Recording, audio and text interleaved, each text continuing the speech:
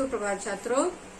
पिछले क्लास में हमने प्रजा अनुरंजक को नृप चतुर्थ पाठ शुरू किया था, जिसके रचयिता है महाकवि कालिदास। मैंने उनके विषय में 4-5 पंक्तियां लिख दी है, क्योंकि बोर्ड की परीक्षा में लेखकों की जीवनी पूछी जाती है और जीवनी में 2 पंक्तियां उनकी विशेषताएं, चारित्रिक विशेषताएं, उनका जन्म स्थान, उनका काल और उनकी रचनाएं। महाकवि कालिदास संपूर्णस्य विश्वस्य सर्वश्रेष्ठः कवि मन्यते, भारतीय साहित्ये सः कवि कुलगुरु इति उपाधिना अलंकृतः वर्तते। सः महान् काव्यकारः, नाटककारः, गीतिकाव्यकारः च आसीत्। अस्य जन्मस्थानम् उज्जैनी इति मन्यते, ऐसा माना जाता है। अस्य कालः 170 ईस्वी पूर्व अस्ति। रघुवंशम, मेघदूतम, कुमार संभवम, अभिज्ञान शाकुंतलम, ऋतु संहारम कालिदासस्य रचना संति, प्रमुखा रचना संति। तो इसे आप अपनी कॉपी में अच्छी तरह लिख लेंगे, चूंकि याद करना, पढ़ना अत्यंत आवश्यक है बोर्ड की परीक्षाओं के लिए। पिछले क्लास में मैंने 5वें श्लोक तक पूरा कर दिया था। आज हम 6ठा श्लोक शुरू करेंगे। 6ठा श्लोक। आकार सदृश प्रज्ञया सदृश आगम, आगम सदृश आरंभ, आरंभ सदृश उदय।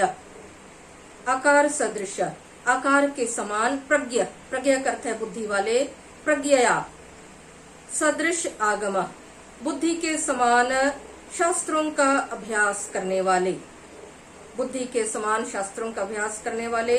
आगमय सदृश आरंभ, शास्त्रों के अभ्यास के जैसा कार्य करने वाले।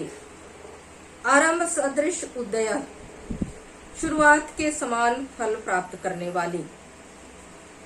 अन्वय हो गया। आकार सदृश प्रज्ञा, प्रज्ञया सदृश आगम, आगमय सदृश आरंभ, आरंभ सदृश उदय च, यहाँ च अन्वय में जोड़ देना है। तो अर्थ हो गया, हर श्लोक के पहले हमें कोष्ठ में अन्वय लिखते समय सह लिखना आवश्यक है। सह और कोष्ठ में अगर सह लिखते हैं तो कोष्ठ में राजा दिलीप, और राजा दिलीप लिखते हैं तो सह लिखने की आवश्यकता नहीं है। सह राजा दिलीप, इस तरह लिखना है कोष्ठ में राजा दिलीप को। वे राजा दिलीप अपने आकार और बुद्धि के अनुसार ही कोई भी कार्य करते थे, यानी अपने आकार रूप यानी आकार के समान बुद्धि वाले थे। जैसा उनका आकार था वैसे ही उनकी बुद्धि भी थी और उसी के अनुरूप वे कार्य करते थे।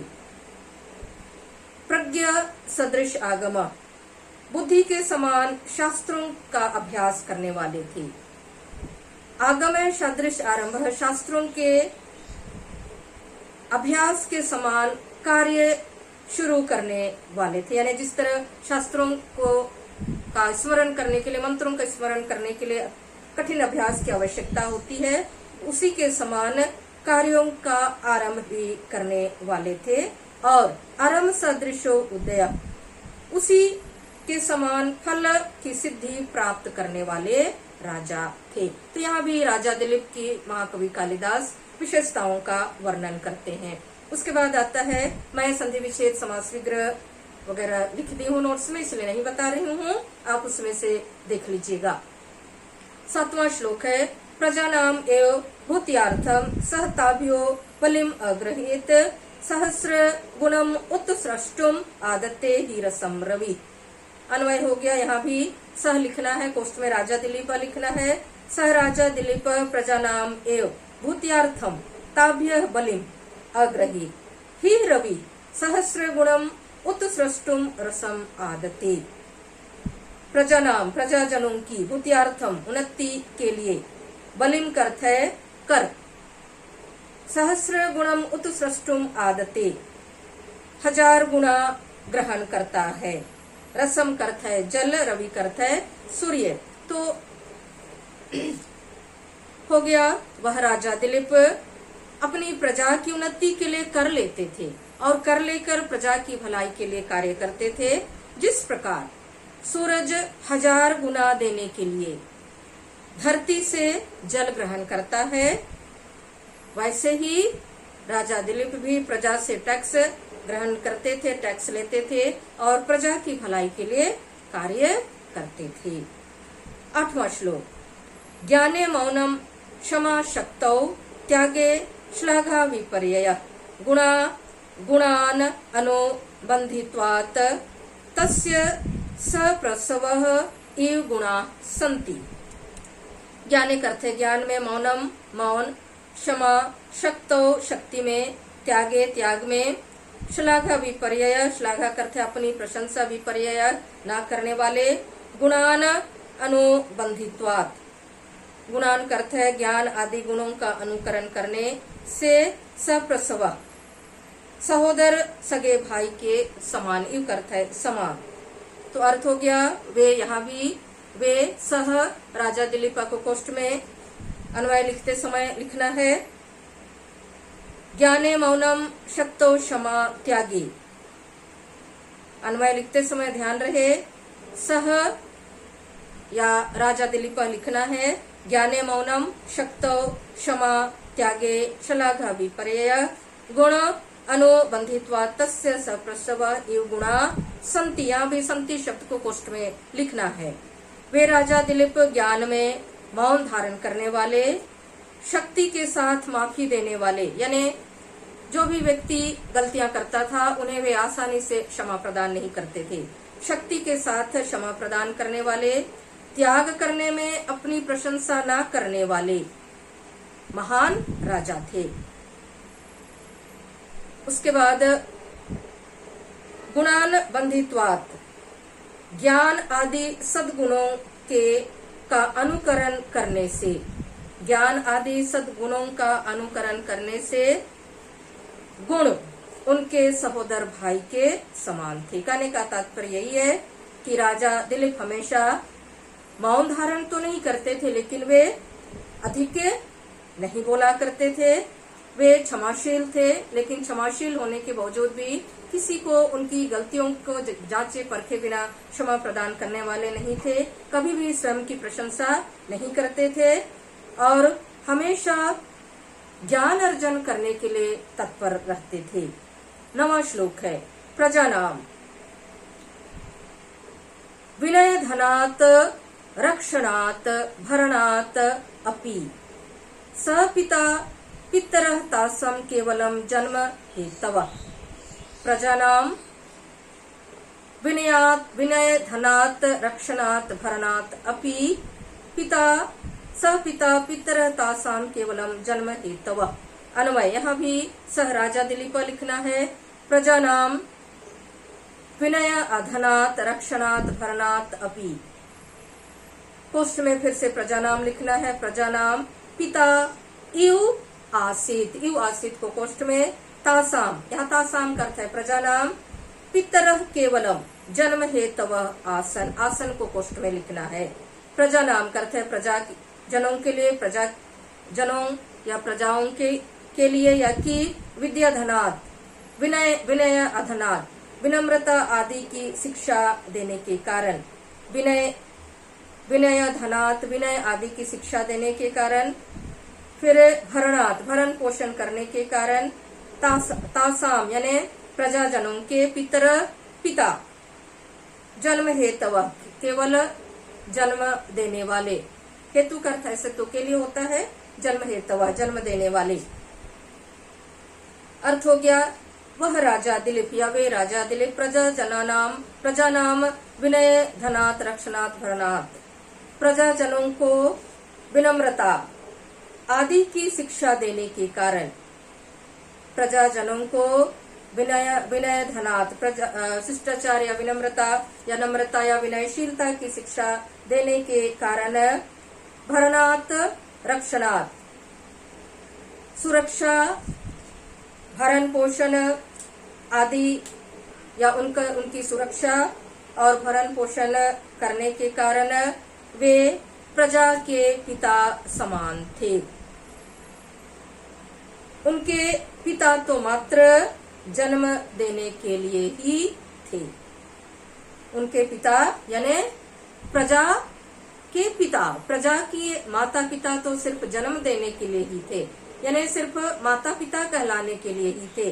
राजा दिलीप अपनी प्रजा को न केवल उनके विकास के लिए कर लेकर उनकी भलाई के लिए कार्य करते थे, बल्कि शिष्टाचार, विनम्रता, विनयशीलता आदि गुणों की भी शिक्षा दिया करते थे और प्रजा का पालन पोषण अच्छी तरह करते थे। इसलिए प्रजा का पालन पोषण करने के कारण वे अपनी प्रजा के पिता समान थे और उनकी प्रजा यानी सामान्य जनों के बारे में कहते हैं कि सामान्य लोग या उनकी प्रजा के माता पिता तो सिर्फ जन्म देने के लिए ही थे। कहने का तात्पर्य यही है, न केवल एक कुशल राजा थे बल्कि माता पिता की अपने बच्चों के प्रति जो जिम्मेदारी होती थी, राजा दिलीप माता पिता की जिम्मेदारी का भी निर्वहन करते थे। यानी उनका भरण पोषण, उनकी अच्छाई बुराई, हर विषय पर, हर क्षेत्र में उन्होंने अपनी प्रजा की भलाई के लिए कार्य किया। 10वां श्लोक है, द्वयो अपि सम्मत शिष्ट तस्य आर्तस्य यथौषधम् त्याज्यो दुष्ट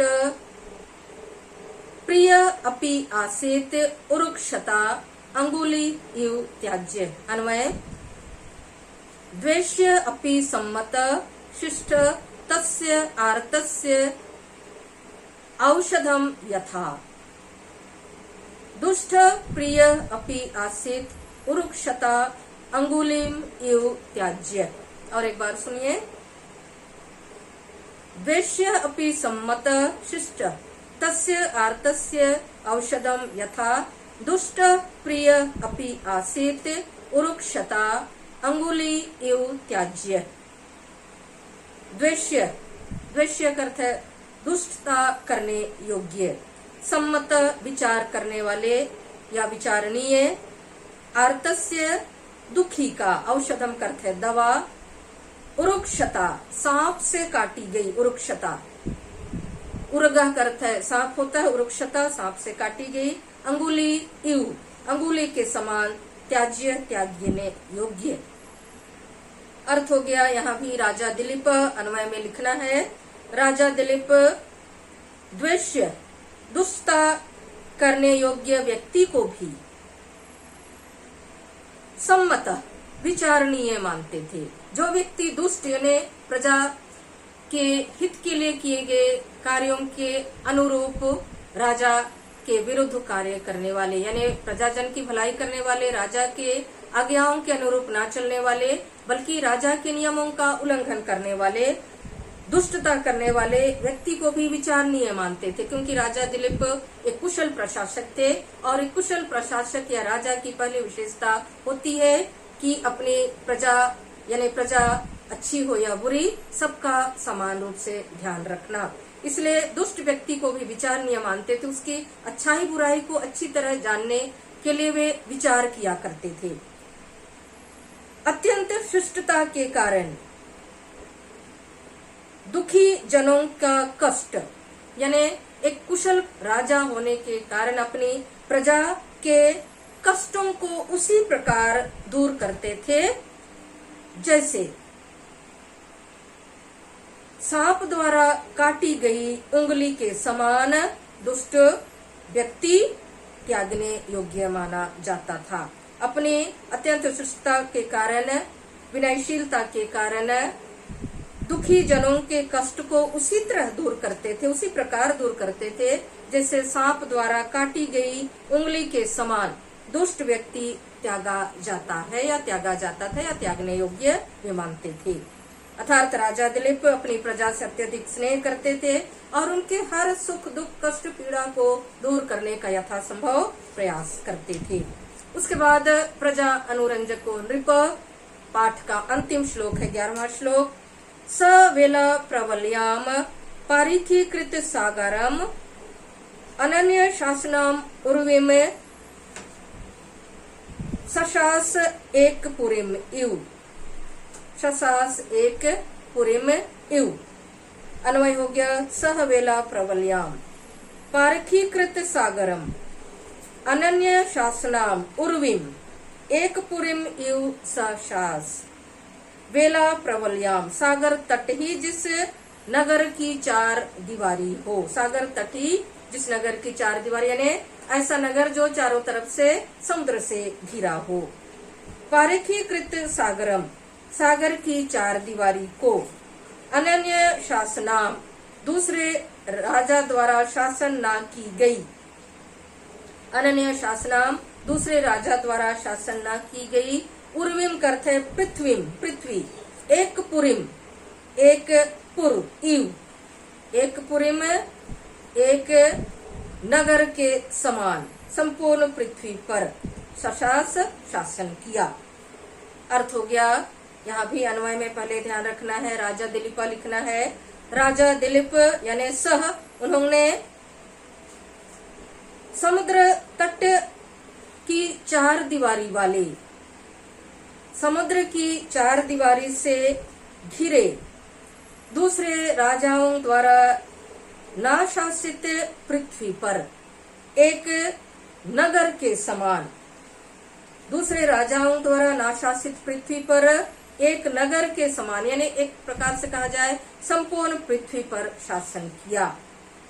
अर्थात राजा दिलीप ने हमारा भारत जो समुद्र से एक प्रकार से घिरा हुआ ही कहे, उन्होंने पूरे भारत पर अकेले ही बड़ी कुशलता से शासन किया और उस भारतवर्ष की चार दीवारी सागर तट है।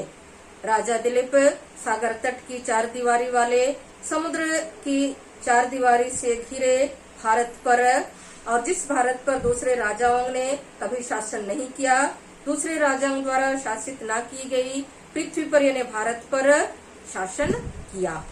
यहीं तक ये पाठ है।